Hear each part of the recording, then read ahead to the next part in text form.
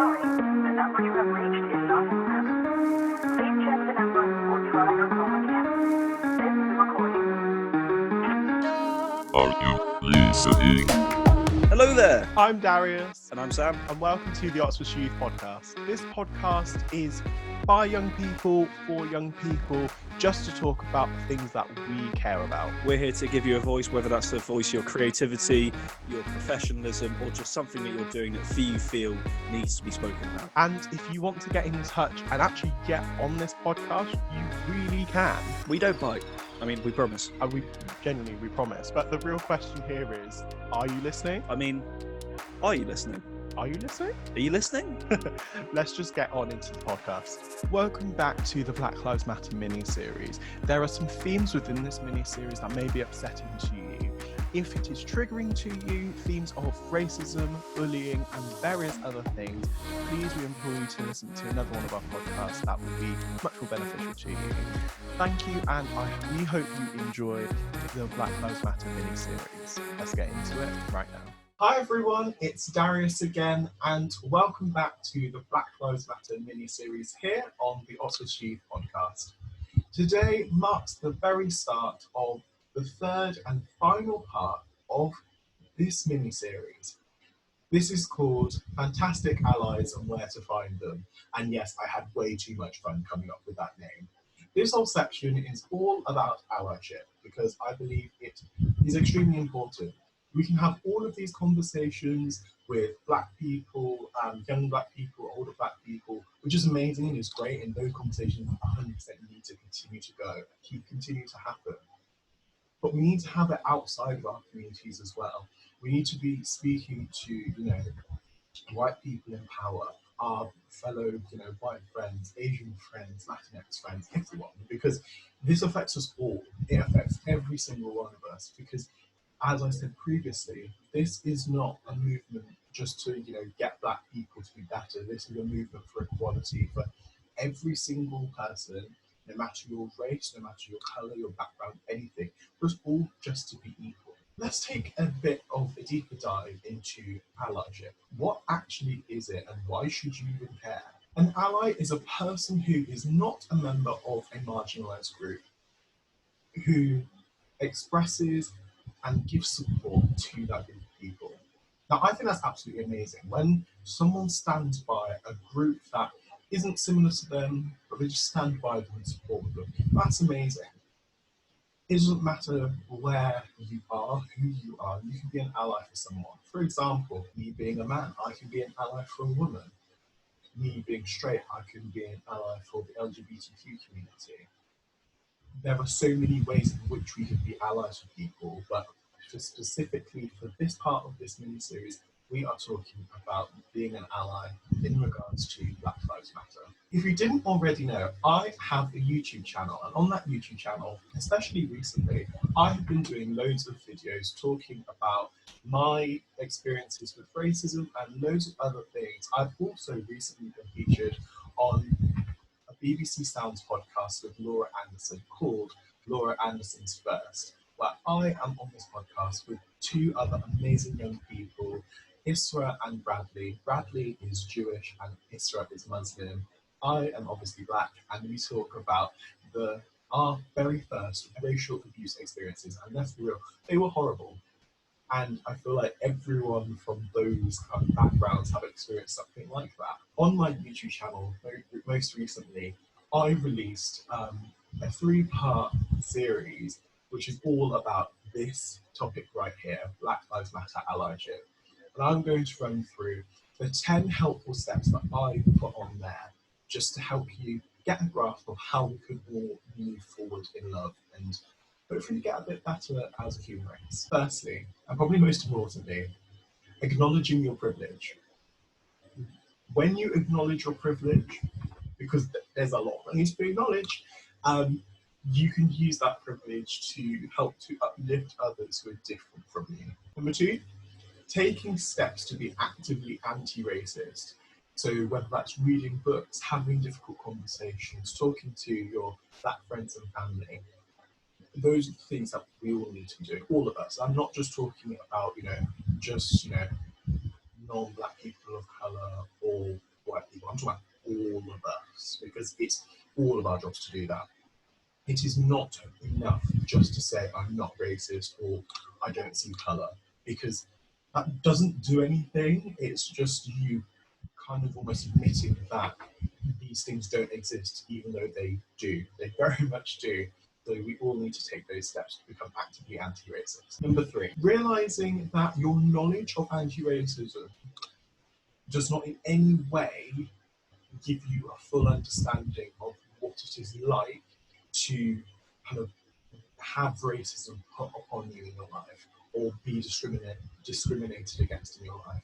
You don't know about all of the nuanced, unwritten, destructive powers that it has over you as an individual.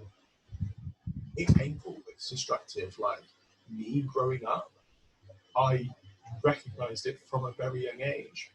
I was speaking to a friend recently and I realised at a really young age that without teachers even knowing it, they taught white children that they were beautiful way before they even taught anyone else that, simply because of what was portrayed in the media, what was portrayed in films, in fairy tales. When you're referring to, young white boys to that they're going to grow up to be like Romeos or like David Beckhams, but then you have like black kids, mixed race kids, Asian kids in your class, and you look at them and you're like, you're going to be something someday, but you don't give them anything to aspire to at a young age. I'm talking like 4 or 5. That's hurtful even at that age, because you're like, oh, am I not worth anything? Am I not worthy of anything? So we need to work on that, because there's so many like unwritten, nuanced things that exist within our society. So just realise that your knowledge of it doesn't mean that you know it. Number 4, please leave your white fragility at the door. We do not want your white guilt. We do not want you to be getting defensive over issues when we tell you that something that you've said has upset us or it's affected us. Obviously, you need to recognise that certain issues, it has upset people and it has affected people, but those things cannot be the determining factor for your emotions.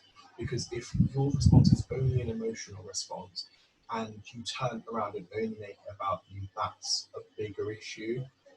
Because the conversation is about what you have done and it's not about just you. So please leave that at the door before you're willing to have any of these conversations. Number 5, realising that if you have black friends or family, that it is not your fast pass card to say the N-word or any other racial slurs. Any at all, just do not say it. Number 6, realise that the playing field is not level because of white privilege. As I said earlier, Black Lives Matter is an equality movement, not an anti-white movement. Number 7, refrain from being performative. Obviously, the black square canvas thing on Instagram, it was cute. It was cute for a bit, seeing all of these people coming together. But when no one did anything afterwards, or no one said anything afterwards, and they were silent. And I'm not saying they were silent outwardly, because being silent on social media, I understand, because behind the scenes you may be researching or asking questions, doing things, that's fine. But if you're doing none of that, if you're not even taking the time to consider anything behind the scenes or anything like, oh, let me check myself, let me do anything. You just posted that black square, you just said, woo, Black Lives Matter, but then you're continuing to act in a way that reflects you don't believe that. That's really telling of you as a person that you don't believe that at all. Number 8, actively support Black-owned initiatives and businesses. You may not have realised it, but throughout this whole mini-series, I have been wearing t-shirts that are from Black-owned businesses. Come in London, I'm wearing them again because they are people. And throughout this mini-series, you will see me wearing different brands, because I feel it's important to show them off to you. Obviously, if you can't see me, then, it's your loss. come check out my YouTube channel to see my face and to see what I'm wearing. But definitely, like, just support the businesses, because it's important in the same way that you support, you know, female-owned businesses, that you support, you know, Asian-owned businesses. Just support us all. Like, that's all we're asking for, just a little bit of support. And also, stand by us and really do listen to our stories when we tell them to you. Number 9, start having those difficult conversations with your friends, your colleagues, your families, and also realizing that call-out culture and cancel culture are completely different. When you're calling someone out for doing something that is inherently wrong, and you're not trying to pull them down or anything, you're just saying to them, like, yo, like, what you did was not right, like, you need to rectify this, you need to not do this again, that is completely fine, because that's how people grow, that's how people get better, that's how people develop. Because if we were never called out about anything, if we were never corrected about anything, then we just carry on in, you know, being not good. Imagine, like, if your parents just let you touch the fire and you continue to get burnt and burnt and burnt, and then your whole hand would be burnt. Or if you continue to do things that continue to harm, not only you, continue to harm other people, then it's like you were never shown that these things are wrong. This is why call-out culture is important. However, cancel culture is extremely destructive. We should not be cancelling people. I repeat, we should not be cancelling people. I get it. When someone's done something wrong, there is this swarm mentality on social media where everyone's like, oh my goodness, they should be cancelled, like, no one ever buy from them again, no one ever support them again. I understand that mentality, because I ain't gonna lie, like, sometimes I feel like that too. Sometimes I feel like being like, no, this person should be cancelled. But then I take a step back and be like, wait, this person is a human, and they have made a mistake. It may have been a mistake, it may have, you know, been a slip up, and at this point, I'm going to give them the benefit of the doubt. Obviously, there are people who are repeat offenders, and they do certain things again and again and again, and it's like, you need to learn. Like, you actually need to learn. And if at that point people start to see them for their true colours and they start to unsubscribe or stop purchasing from them, then at that point I don't believe that's cancel culture. I just believe that that is people taking their power back and being like, I don't want to invest in someone who has those beliefs. So yeah, just realise that there is a difference. And lastly, but most importantly, number 10, which pretty much covers everything that I've said, is moving forward in love always. When you truly love people, when you truly care for people, your friends, your family, your colleagues, your neighbours, people you don't know, people in communities, people in this world, that is when we'll see the change. That is when you become an ally for someone. Because if you don't love someone, if you do not care, there is no way you will stand by them. There is no way that you will stand with them at a protest or stand in front of them, protecting them or shielding them at a protest where they could be attacked. Like, that what there is love. So find it within yourself to find that love for people, because as soon as you find that love for people, and I'm talking about all people, not just people that look the same as you, not just people that are the same gender as you, not just people that are the same sexual orientation as you, like, just people. Just caring and loving people. That is when we will, as a global community, we will get to a place where it's like, wow, like, we're going to move to a better place where everyone is helping each other, everyone cares for each other. If there are issues, we will sort them out quickly. That we won't care about money more than we care about people.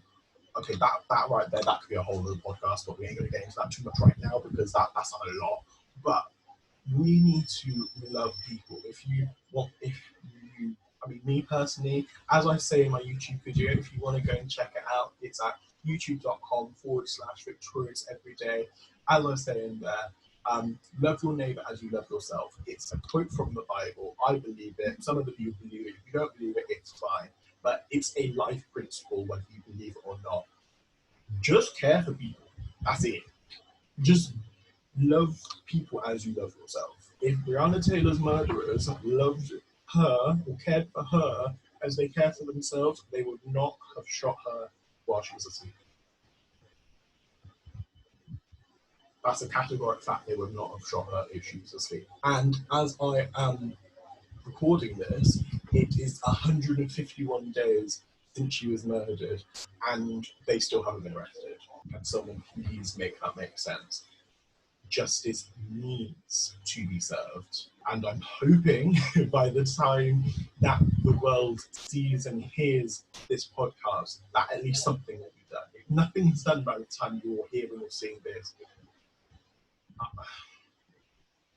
I don't know. I don't know what else we can do. I just know that we just need to continue to push forward, because it's tiring. If I'm being honest, it's tiring. It is so tiring and upsetting seeing black men and women being slaughtered and nothing being done about it. And all you see is protests. And don't get me wrong, I love seeing the protests, because it's like, yes, people coming together. But then justice isn't served, and it's like, was this all for nothing? It's a lot. It's a lot.